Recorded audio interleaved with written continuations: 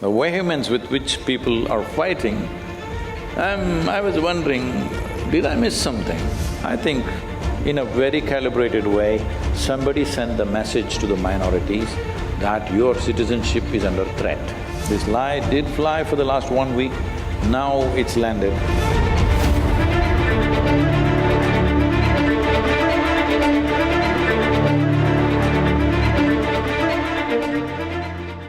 Namaskaram, Sadhguru. Sadhguru, there is a lot of turmoil in the nation regarding CAA and NRC. I am confused and many of us do not even know what to make out of it. Where did you come from? I am from Lucknow. Oh. And there is so much going on. Yeah, I know, Lucknow people are confused. Sadhguru, I wanted to know your thoughts on this. My thoughts, CAB became CAA, a bill became an act. Well, looking at last 1 week's reactions on the street, I even wondered, have I missed something really? Have I missed some aspect of it? Because I have not read the act fully, I only know it from the newspapers and whatever else is there in the… generally out there. Considering that many explanations that are being put out. See, this was one land, got divided about 72 years ago. Terrible things happened, nearly 600,000–700,000 people got killed, 3 to 4 million people migrated from both sides, going through enormous suffering. And the country, at least one part, not India, the other two parts that happened on religious basis. People divided the land on religious basis. Fortunately, we chose to be a secular nation, but the others chose to be, religious republics. But not everybody changed sides, because people have been living there for millennia. Not everybody will leave their property, their life, their everything and travel just because the nation… somebody drew a line. 72 years ago, a whole lot of people did not understand what this line meant, really. So quite substantial number of them stayed back. There's a lot of debate about percentages, I'm not an expert on this either. They say 23% stayed back in West Pakistan and nearly 30% stayed back in East Pakistan. That's what people say. Because nobody has perfect numbers, I believe, but it's somewhere around that, it can't be totally wrong. But then 1971 war happened and East Pakistan became Bangladesh. Then widespread persecution of the minorities happened. At that time, nearly 18 to 19% of the people left and came back to the Indian side. They got mixed up. There was no proper arrangement, they just gotten mixed up with the local population. Some of them are still in refugee camps, unfortunately. That's the situation in India. The situation on the other side is different, because by law there is discrimination against the minorities. Here also people will claim there is discrimination, but not by law. Individual people may always discriminate against each other, which is there in every nation on some basis, for race, religion, caste, creed, gender. All kinds of discriminations exist, unfortunately, in most societies on the planet. We are not completely antiseptic to that, we also have our share of discriminatory practices, but not by law. In the eyes of the law, all citizens of India are just same. There is no two ways about it. Social practices, Not everything catches up with the constitution, everybody plays their own little game here and there for different reasons. Political reasons, social reasons, economic reasons, variety of things. But on the other side, by law, there are discriminations, which by law, women are seriously discriminated on various levels. By law, almost all the minorities are discriminated. Just day before yesterday, a professor has been given a death sentence for blasphemy because he wrote something online which the religion does not like. Such things are not possible in this country, okay? Socially, there may be repercussions, that is there everywhere in the world, but not by law. I was in Baku, in Azerbaijan. 164 Pakistani Hindus were visiting Baku because Baku has a fire temple which is over 5,000 to 6,000 years old. With all Sanskrit inscriptions, Indian people have been traveling to this fire temple. It is called the Agni Kashi. So those who want to do sadhana on fire because of natural gas, naturally on the land, there are points where fire is burning or he's been burning forever. So they built a nice temple around that, and this is a place where people go to do sadhana, largely to die, the last part of their life. They want to go there and spend. For thousands of years, they've been going there. So now, in India, we've completely forgotten about the Baku temple, the fire temple, but the Pakistani Hindus are still going there. So 164 of them came. Well, on that day I had to take 164 photographs with each one of them, and then families, and then friends and groups, and totally 200 pictures in one evening.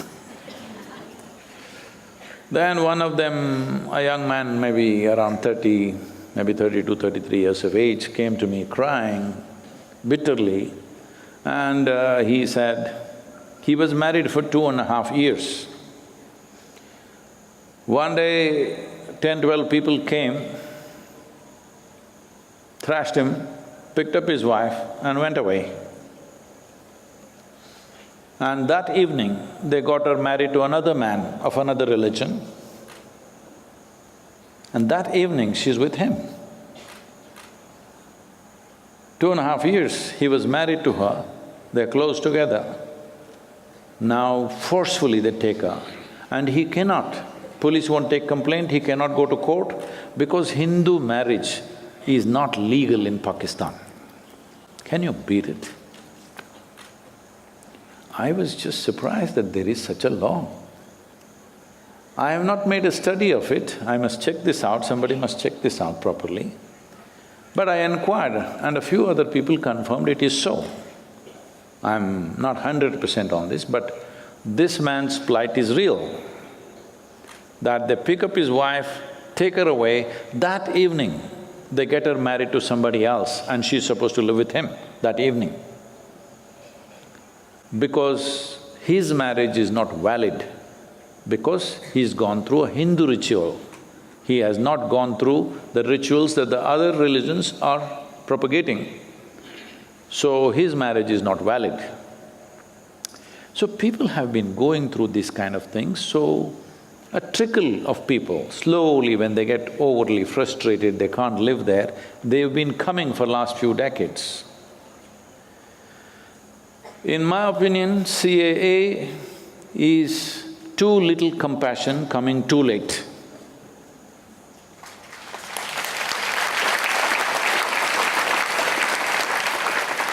Because the atrocities that they have gone through, there are statistics saying they had this many 100 temples, now there are only this many, because systematically it has all been demolished so that there is no places of prayer or worship for other religions. This is happening for all religions, not for any one specific religion, because the fundamental belief is that the nation belongs to one religion. That is not the case with India, fortunately. Here, everybody can practice whatever propagate whatever, everything is there. So CAA is not bringing any new people. See, we are populated, all right, even here. We are well populated. So we don't need millions of people coming from another country, no matter what is the situation there. We can't go on taking people. So some cut-off date was fixed as per the Assam Accord. 1972 or 71 was something was fixed, because that is the time when huge influx happened. A genocide which killed 3 million people. 3 million Hindus were killed just before Bangladesh got liberated. So at that time, a massive influx of people happened. So local people started protesting because their culture is being overrun by refugees. The refugee population is bigger than the local population in Assam, so they have always been protesting. You know the whole Assam movement in 70s. So there they made an accord that we will identify all the foreigners and send them back or do something, redistribute them, whatever. That never happened because people who made that accord, they only signed the paper, they did not act. So now the cut-off date is 2014. Those who have come before that, that means they've been living in this country for 10, 20 years without a driving license, without a passport, without a ration card, without an Aadhaar card, without any kind of identity, like animals. There's no human identity in this country. Because of this controversy, should we accept them or not accept them? Now you make up your mind and say, till 2014, whoever has come, we will accept them. But looking at the reaction in the country, it amazes me, are we this hard-hearted that somehow, for whatever reasons, but this bill is only focused on religious persecution. You may have some other trouble and you want to come here, that's not allowed. You may be looking for economic opportunities, you cannot come. If you want to come, there is a separate channel for that. Anybody can apply for Indian citizenship and go through the normal process of law. Like in any other nation, even in India, you can apply for Indian citizenship, go through the normal process irrespective of your religion, you can come into India. This is a block acceptance of citizenship. This is for those people who have been living here 2014 means they've been here for at least over 7 years. Most of them over 15, 20 years. Well, looking at the reaction on the street, the vehemence with which people are fighting, I was wondering, did I miss something? Am I not getting something here? But since in the last 24 hours I looked up a few things, this is all it is. And everybody knows that's all it is. Now slowly everybody is changing their stance and saying, no, we are reacting because of police atrocity. Nobody… See, one thing is, it looks like the government was caught napping because they didn't expect such a big reaction for such a simple issue. So they didn't put up enough police on the streets. So police got really thrashed badly in most places, brutally. So when a few thousand people corner 25 policemen and thrash them, naturally when the bigger force comes, they are going to do some things. I'm not trying to justify anything. This is the reality that we have seen in the last 8 days. And now everybody is changing their stance and saying, no, it's not that, we never said it's religious discrimination, it is just police should not enter the university. But university students can behave like quarry workers, and from inside the university they're throwing stones at everybody, and police should not go and stop them. When they go, well, if she's throwing stones and she is not, both will get beaten, unfortunately, because she's sitting next to her. This is the way it works in the crowd, huh? Will they go out and point out only she was throwing, others were not throwing? It doesn't work like that. all of them who are sitting together, everybody gets beaten. But I think they didn't use their firepower. That is a lot of restraint, otherwise people would have died in big numbers. Lucknow, where you come from, there are 56 policemen who have bullet injuries. Where did the bullets come from? Lucknowi people. What are you up to? Police have bullet injuries. What does it say, unfortunately? So, this is a dangerous game people are playing. I think there is a certain desperation among certain people who misinformed illiterate masses of religious groups who went wild thinking that the local Indian Muslims will lose their citizenship. That's what they conveyed. They sent out a message saying, they are discriminating and all of you will lose your citizenship and they will throw you out. This is… well, such a mischief should not have worked on the scale that it worked. It should not have. It's unfortunate. Still, in today's day and age where you can just open up your phone and read the act, what does it say? What does the CAA say? Any student can read it, but all of them are coming and behaving like illiterate people. They're studying in premier universities, and how come they can't read the damn act? It's really sad that such a thing can happen, that nobody reads the act, everybody goes by the rumors that are going on. WhatsApp is their source of knowledge, okay? I hope they're not doing any PhD on WhatsApp. It's really terrible that public property is burned and destroyed. Ordinary people's scooters and cars and shops being absolutely vandalized like this, for what? Because once the crowds go into a frenzy state, nobody knows why they're doing what they're doing, everybody's doing something. I think in a very calibrated way, somebody sent the message to the minorities that your citizenship is under threat, which is an absolute lie. Unfortunately, it did fly.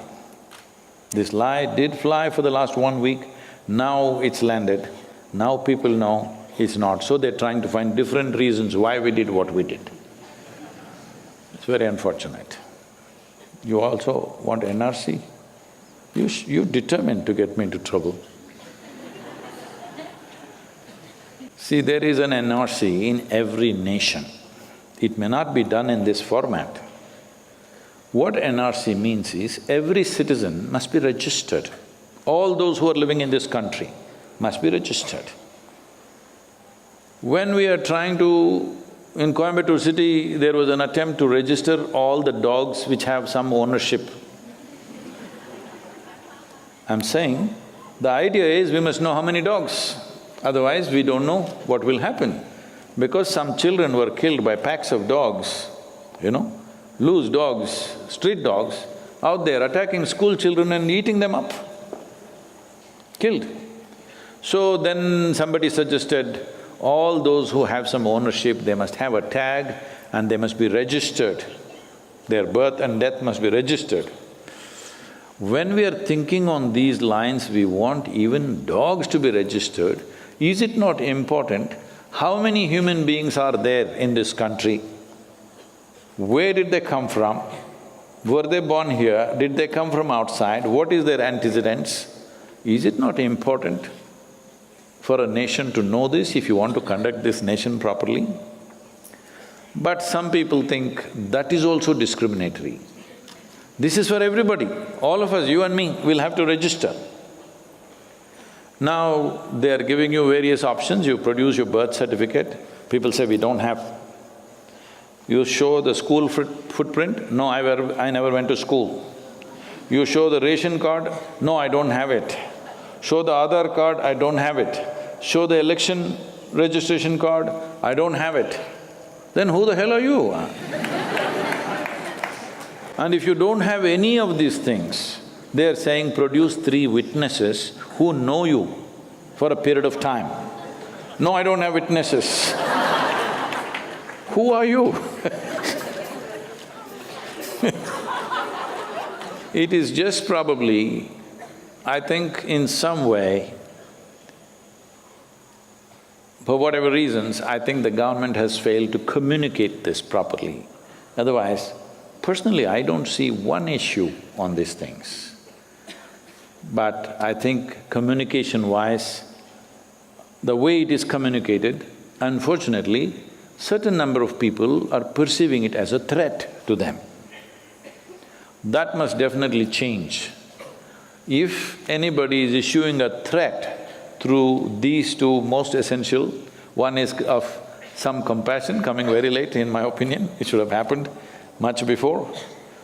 Another is an absolute necessity for a nation to register every citizen who lives in this country. See, there are so many foreigners here, we don't know who they are. Yes, we should know where they come from and why they have come, isn't it? In any nation, that's a fact. So, such a simple thing, I think, was lack of proper communication, and people took advantage of it and made sure it was miscommunicated, and illiterate youth in the universities went wild.